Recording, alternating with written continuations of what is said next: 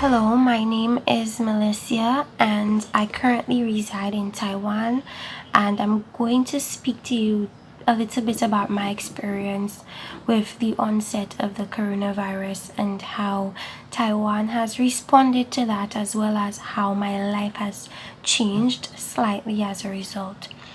So basically, we know that right now we're experiencing a massive pandemic called COVID-19, or the coronavirus, which originated from China, which is only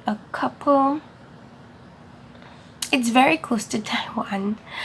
And we know how it devastated China, and according to the news media, it's only now less prevalent in China. However, it's drastically spread throughout the whole world, and Taiwan is somewhat steady. Like, it could be worse, but it's not, considering the proximity to Taiwan. It must be right now at 120 something persons, and of course I am expecting that number to rise, considering persons are still coming in from other countries, and some of them have possibly gone through areas that are now ravaged with the virus, so it's likely that it will increase. And with that increase, of course, certain policies will change the way we do things. And basically, when we started getting cases back in January, the government really sprung into action quite quickly, and most public places like a bushi ban is a somewhat of an English school, kind of. Just many public places, hospitals, hotels, various companies installed heating systems so that they can monitor your body temperature, because as we know, if your temperature is like 37.5 or 37 or 38, then that's a cause for alarm. So that body temperature check is somewhat of like to see whether the person is indeed healthy, or if they're fighting off a virus. It may not necessarily be the coronavirus, but some type of virus. You also some people, like your employers, will probably spritz your hands with some rubbing alcohol, and it's quite easy to get the 75% alcohol in Taiwan. So all you do is you buy a bottle and you get a spray head, and that's what you use, and you use that daily whenever you go through public transportation, or you get to any type of public place. You use that to protect your hands from germs and so on. We also use masks a lot now. Before this virus was a big thing, people would use masks as a protection for other people. Like, for example, if you have a cold, you'd wear the masks to prevent from spewing droplets onto other persons.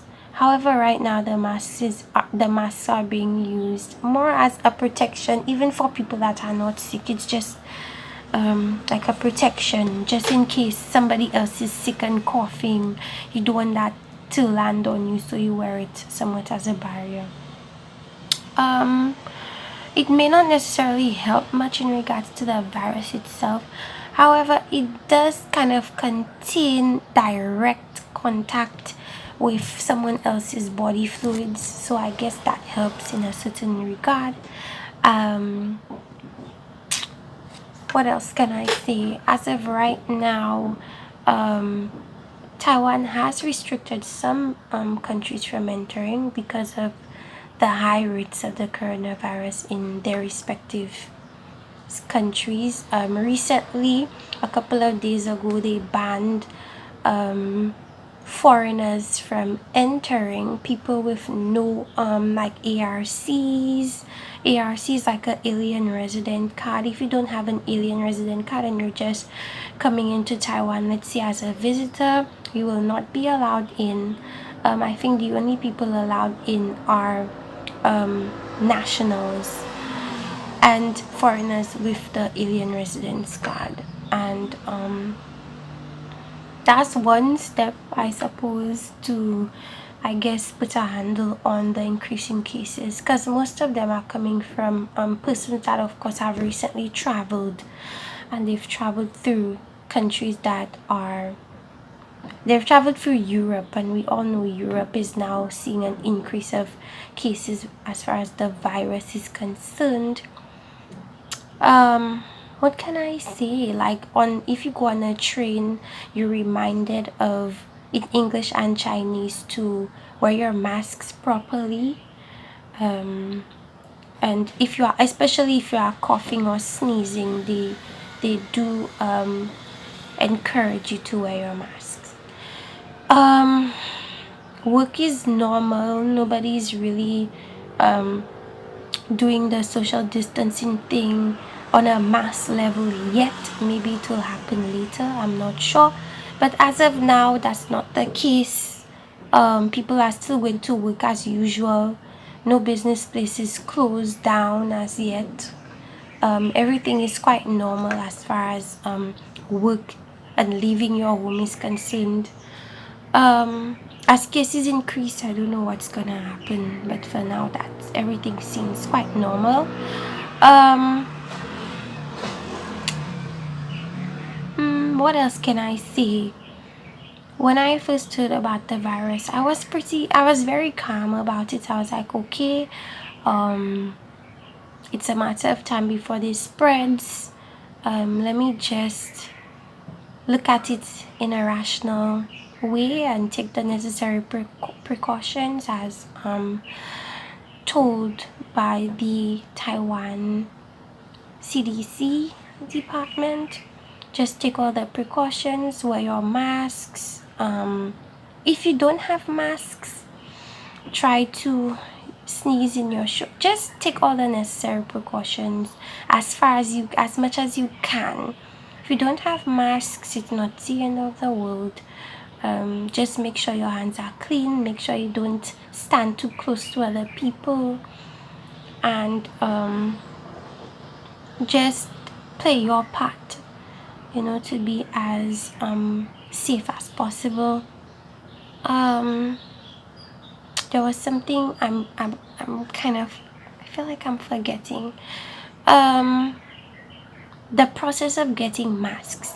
So when this virus first started to break out into other countries, people ran out, they got all the masks. So basically there's like literally no masks when, by the end of that Chinese New Year, which was in around January 23rd to the 26th. At the end of that New Year, there were no masks. So the government decided to ration the masks. So now you can only get masks at the pharmacy, and you have to line up, and long lines most of the time, and you only get 3 masks every time. It's better than nothing. I haven't gone online. I haven't gotten an opportunity to get masks, so I really don't have.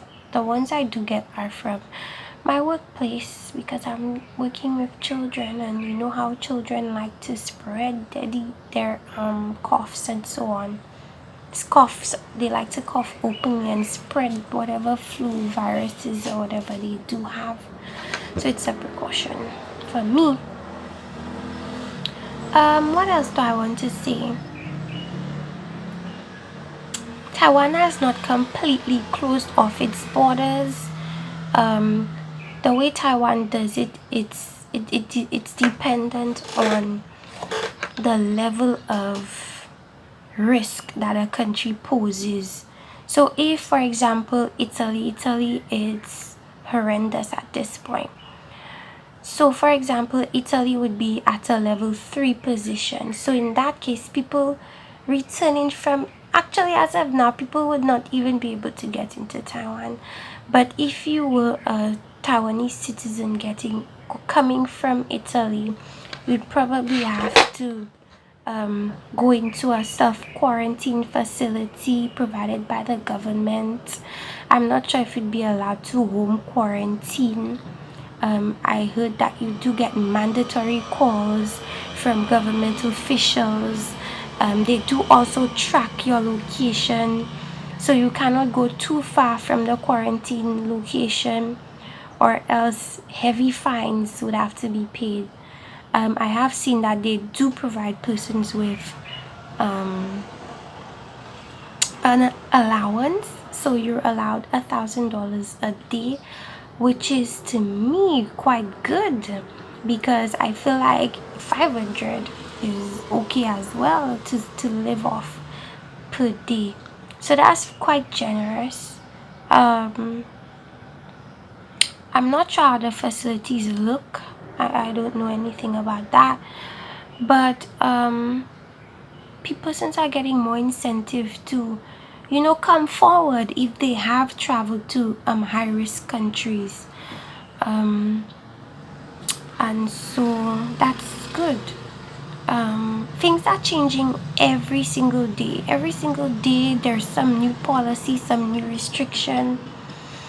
I heard that some classes are transitioning to online platforms. I don't know if that's in preparation for something that's going to come later. I have no idea. I'm trying to keep as posted as possible. Trying to keep abreast of new policies, new restrictions, new rules set by the government, and just monitoring how the virus is affecting other economies, other countries. Just trying to play my part as well. And I don't really go out unless I have to, like for groceries or work. I don't do unnecessary meetings and outings. As for St. Lucians, what advice would I give to them? Just try and cooperate with the government as much as possible. As much as you feel like they're not doing things the best that they possibly can. Criticisms are always welcome, but we have to also be willing to work with the government, not just criticize them and cancel them because they're not doing what you would do in that situation. Most of the times, a lot of persons that are speaking online, they're uninformed. They don't know what they're talking about. They don't know what decisions have been made, who the prime minister has met with, why he's made the decisions he's made. Most times it's on the advice of persons within the respective fields, and he's going based on what they've told him to do, and he's somewhat acting as the mouthpiece. However, he gets a lot of criticism, whereas if the person says it directly, if the person from that particular field says it directly, they're praised, which is kind of baffling to me. I guess it's a case of the messenger. I don't know. But anyways, I just want persons to heed to the government warnings, try to stay away from people as much as possible, try to, wash your hands frequently. If you have 75% hand sanitizers or alcohols, use that as well when you're not in your house, or when you're meeting or going to a public place. I don't know. Try to stay informed with what's happening. You're encouraged to be critical. However, there's no use crying over spilt milk, crying over things that should have happened, should have been done, because there's nothing what can be done now. Like, it's a bit too late to be crying over spilled milk. So just try to cooperate with your government ministers as much as possible, and be understanding as much as you can, and on an individual level, be rational, be cautious, And as people say, be your brother's keepers, because at the end of the day it may not affect you seriously, but it may affect somebody indirectly, and it may be lethal or tragic for them. So just be very cautious. And what else can I possibly say? Yes, that's basically it. So thank you for listening, and have a nice day.